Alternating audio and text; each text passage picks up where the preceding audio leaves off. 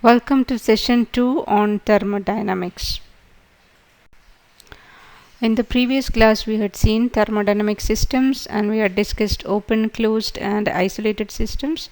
We also saw what is Zeroth law of thermodynamics, and during that discussion, we came across thermodynamic variables and we had seen one type of classification, which is intensive and extensive variables. And the highlights for today's class, we will see equation of state, and we will also discuss thermodynamic equilibrium, indicator diagram, thermodynamic processes, and we'll see quasi-static processes, isothermal, adiabatic, isochoric, and so on, different types of thermodynamic processes. First, we will see what is equation of state. It is actually an equation between the values of any three thermodynamic variables of the system. So in the previous class, we had come across some examples for thermodynamic variables. Most important of them are pressure, volume, temperature, internal energy, entropy, and so on. So if any of the three variables in thermodynamics are related through an equation, then that can be referred to as the equation of state. For example, in the case of ideal gas, the equation that we are using is PV is equal to RT, where R is the universal gas constant.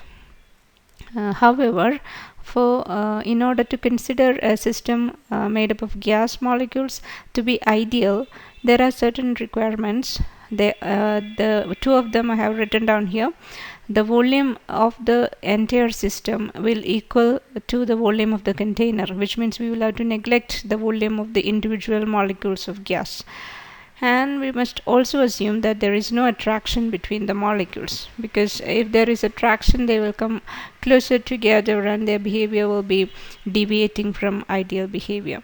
So when these conditions cannot be met, we will have to consider that to be behaving like the real gas, and in several instances we will have to take into account some correction factors on P and V from the ideal gas behavior. So you can see that type of an equation here, which will be valid for real gases. P plus A by V square into V minus B equal to RT. The correction terms on P and V are A by V square and B respectively.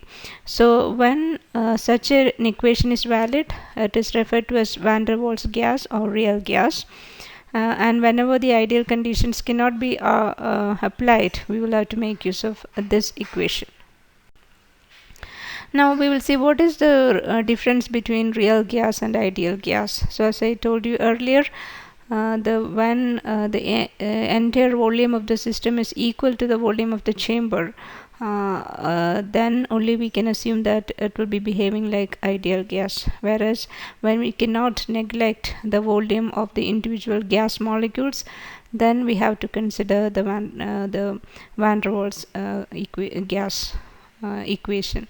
So I have listed out some of the important points here which will distinguish between real gas and ideal gas. So real gases are non-ideal, obviously. So the molecules will occupy space. So we cannot neglect the volume taken up by the individual gas molecules. So the total volume of the system, you cannot just assume that total volume of the system cannot be assumed to be just equal to the volume of the container. So they do not adhere to the ideal gas law. And when we deal with the behavior of real gases, we'll have to take into account various factors in addition to the volume of the individual gas molecules. So they are, for example, compression. When you compress the gas molecules will be under high pressure and they will tend to come closer together, so there can be interaction between adjacent molecules. So in the case of an ideal gas, we will neglect the interaction between individual gas molecules, but when you apply high pressure, that cannot be, the interaction between molecules cannot be neglected. So compressibility effect should be taken into account. Then there is specific heat capacity which can be different from in the case of real gas and ideal gas. Van der Waals force will come into play. So all these factors should be taken into account when we deal with the behavior of real gas. And there are certain specific instances at which we will have to use the real gas equation, and we cannot compromise in that case. So that is some of the examples I have written down in the last point. So near the condensation point and near the critical point, and whenever there is high pressure applied to the gas, then in all these three instances the behavior of the gas will deviate from ideal case. Now we will see what is a thermodynamic equilibrium. It is actually a state of homogeneous system in which any two of the three variables out of P, V and T remain constant as long as we do not change the external conditions. When we say homogeneous system, it means the distribution of particles inside the system will be uniform throughout the system. So in that type of a system, if any of the three variables P, V and T remain constant when there is no change in external conditions, then that is referred to as thermodynamic equilibrium. And when we deal with thermodynamic equilibrium, we actually also take into account the mechanical equilibrium, thermal equilibrium and chemical equilibrium, because when a system is in thermodynamic equilibrium, all these three equilibria will be satisfied. So we will see what is mechanical equilibrium. It is the same concept which we have seen, which you probably might have learned in very small classes. For example, in classical mechanics, we normally come across mechanical equilibrium. So in that case, a particle or a system can be assumed to be in equilibrium if the net force on that particle or that body is zero. So if that body or in chemistry we have got a system, and if we have divided that macro system into different number of microsystems, then they can be assumed to be in equilibrium, in mechanical equilibrium, if the net force on each of these small microsystems is zero. So in that case, the net force on the entire macro system will be zero, and that is what we refer to as the mechanical equilibrium. So this is a simple illustration of what mechanical equilibrium means. For example, here you can see a person is holding a stone or a body, and obviously the earth will be pulling that body downwards. So the gravity will be exerting a force in the downward direction, and if you are capable of holding that body without falling, obviously that means we are exerting an equal amount of force in the upward direction to prevent the body from falling down. And that is the situation of mechanical equilibrium. The upward force and the downward force are equal in magnitude, so that will make the body stable, or the body will experience mechanical equilibrium. Now moving on to the thermal equilibrium, it is actually a situation in which you have got different bodies at different temperatures, and then they are in contact. In contact, when I say in contact, it is in the context of this thermal equilibrium. And when we say body is in contact, it actually means in this case, in the case of thermal equilibrium, it means they are capable of exchanging heat from one another. So you just imagine different number of bodies, and they are in contact, which means they are capable of exchanging heat. And obviously heat will flow from high temperature body to low temperature body, and it will go on like that until all the bodies are at the same temperature. So at that instant we say the system is in thermal equilibrium. So when a system is in thermal equilibrium, it means all the small entities which constitute that system will be at the same temperature throughout. Now we'll move on to the chemical equilibrium. It is a little bit more a difficult concept compared to mechanical equilibrium and thermal equilibrium. So in order to explain that, I have used some pictures. You can see the first one. In that you can see some green dots and blue dots. They are actually some chemical reagents, precursors A and B, and we have taken those two precursors in the jar or a beaker, and we want to initiate chemical reaction. So the first picture is just when the reaction begins.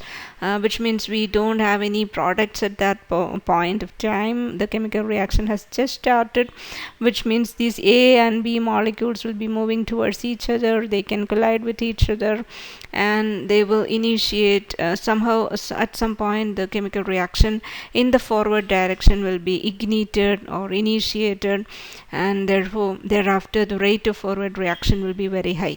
And in 2 and 3 you can, those two beakers, you can see different color of dots. They are actually the products C and D, but 2 and 3 pictures are at different instances of the progress of chemical reaction.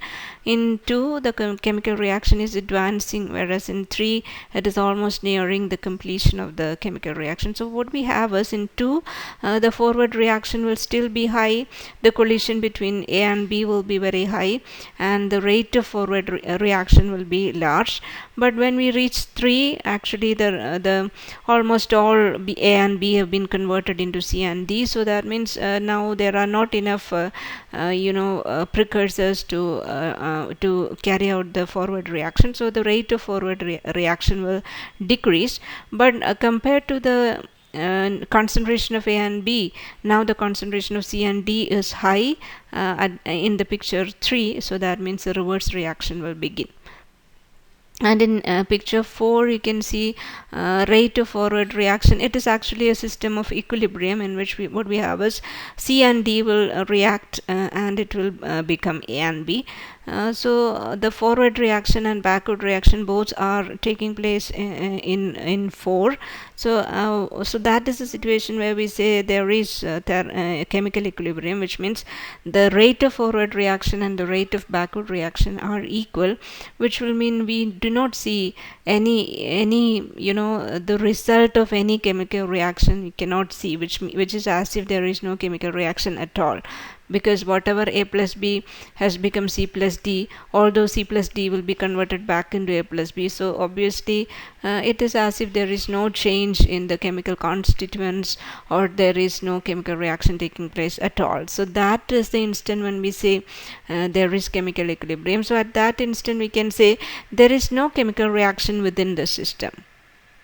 Okay, and there is no movement of chemical constituents through the system. When I say there is no movement of chemical constituents, it means A and B are not becoming C and D, or C and D are not becoming A and B. Whatever happens, they will be cancelled because the rates in both directions are equal. So this is what we refer to as the chemical equilibrium. Now we will see what is indicator diagram. I hope you are familiar with that. It's actually a graph which shows the variation of volume of a substance with respect to pressure. And when we draw the indicator diagram, we will take volume along x-axis and pressure along y-axis. So why it is important in thermodynamics is you will for example, when a reaction is progressing, it can happen that its volume will change or its pressure will change, or there can be phase transitions so that when one quantity remains constant, the other one can change. So all these variations can be drawn graphically in an indicator diagram. And another usefulness of this indicator diagram is that if you want to estimate the work done or work done on the system or work done by the system, you just have to take estimate the area under the indicator diagram. So I have shown an example here for indicator diagram.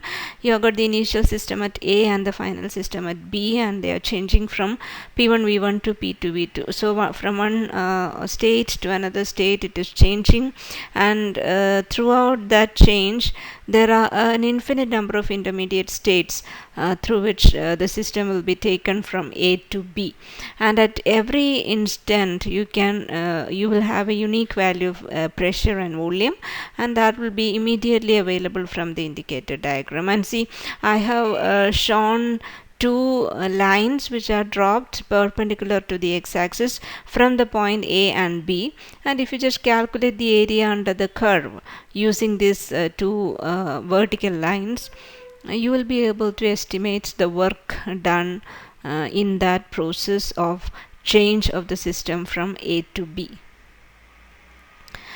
Now thermodynamical processes it is like a process is something that will change the state of the system. So a thermodynamical process is actually a passage of the thermodynamic system from an initial state to a final state. And see, the final state can be a state of thermodynamic equilibrium. So the initial and final states are the defining elements of the process, and so that is useful again in the theory of thermodynamics. So I have given you here a diagram which it is just an example of a process. In this case, we are starting with a system at the point A, which is or maybe at C, because at that point we have got pressure P1 and volume V1. So you start with a system which is initially at C, and it is taken to A through B, and it arrives at P2 and V2. Then using another process, it is taken back to C, which is the initial state. So here what we see is the system has been taken cyclically through a complete cycle, and it is reaching back the initial state, and this type of process is referred to as a cyclic process. Now we will see there is another term which is quasi-static process in thermodynamics. It is actually a process that happens very slowly. So in the case of quasi-static process, you as before, we have got an initial state and you have got a final state, but in order to arrive from in order to move from initial state to final state, the system will be actually taken through a series of small processes, and those processes are so small that we normally do not we won't be able to distinguish between the difference between two adjacent processes. So that is what we call quasi-static process. It is actually in order to make a process quasi-static, you will have to ensure that it is taking place very slowly, so that during that process itself it will be maintaining internal equilibrium. So an example is a reversible process. Any reversible process is quasi-static, and whereas if it involves entropy production, and then quasi-static processes involving entropy production are not reversible. Now the features of quasi-static process, they are obviously slow processes, and the system will be successively changing from one equilibrium state to another equilibrium state. That is what I said. The process should be done so slowly that at every instant of time it will be maintaining an internal equilibrium, and therefore the difference between two adjacent processes will be unnoticeable. And in order to do that, actually the system has to pass through a large number of states very slowly, but however it is an ideal concept, and if you want to in order to create a quasi-static process, what we normally do in thermodynamics is we have to make a a quick process. The process should be a slow process. Only a slow process will be satisfying the conditions for quasi-static nature. Now the processes are classified into a different category, and actually there are five or six different categories are there. So we will see just one by one. Actually you have to learn in detail two of them, which are isothermal process and adiabatic process. Isothermal process is a thermodynamic process in which the temperature of the system will remain constant, whereas P and V can vary. So the transfer of heat into and out of the system will happen so slowly that thermal equilibrium will be maintained. So there is heat transaction between the system and the surroundings. So they should be in thermal contact. The system and the surroundings should be in thermal contact, so that during the process it will be able to maintain constant temperature. For example, suppose due to some reactions or something, if the temperature is increasing, so inside the system the temperature will increase, but in order to maintain isothermal nature, it has to release the extra heat to the surroundings to arrive at that constant temperature. So in order to do that, it should be capable of transferring heat between the surroundings to the surroundings. So the type of walls which will constitute a isothermal process should be diathermic in nature. It should be capable of conducting heat. So an example is a perfect gas enclosed in a cylinder of diathermic wall. Diathermic wall will ensure conduct of heat, and it should be equipped with a smooth piston, because why we have taken this example is to, if you don't talk about the smooth piston, it will not be complete, because in order to increase the temperature, what we can do is, you can, for example, compress the gas using the piston, so that will increase the temperature, and because of the presence of diathermic wall, the extra heat will be given out to the surroundings, so that the system will be at the same temperature. So why this smooth piston? The work that we do on the piston should not dissipate any amount of that should not create any extra heat, or we should not lose work on compressing or expanding the piston. So that's why the term that we use is smooth there. So that type of a system, a perfect gas enclosed in a cylinder of diathermic wall with smooth piston, is an example for isothermal system. And the expansion and compression will result in the work done by or on the system, and the extra heat, if the temperature is generated inside the system, it will flow out of the system, whereas if the gas is getting cooled down, then the temperature can flow in from outside in order to maintain constant temperature. So in that case, we can use the equation of state is PV is equal to constant. So this is a indicator diagram for representing isothermal process.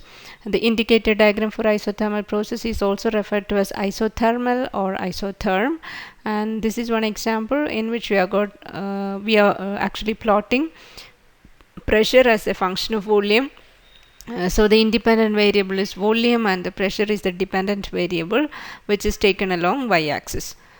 Volume is taken along x-axis, and the equation that we use is PV is equal to constant, and in this case it is written as nRT.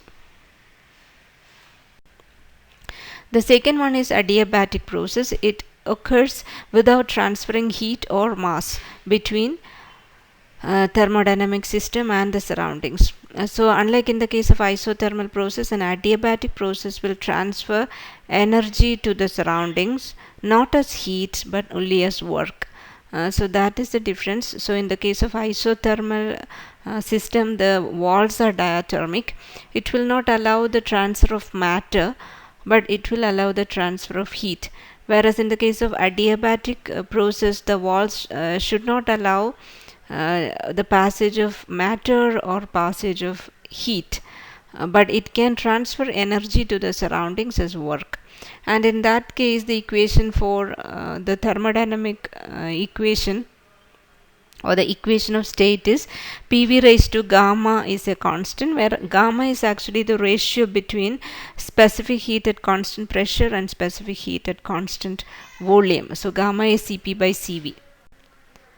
Now the conditions for an adiabatic process, in that case P, V and T, all the three can change, but the system is isolated.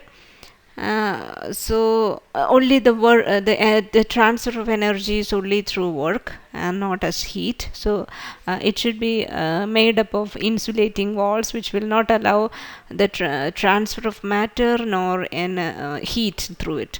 So but it is a difficult condition to satisfy. We cannot normally it is not very easy to satisfy adiabatic condition, but in actual practice we come across a lot of adiabatic processes, but all those processes are very quick, or they are sudden processes, so they will normally be adiabatic.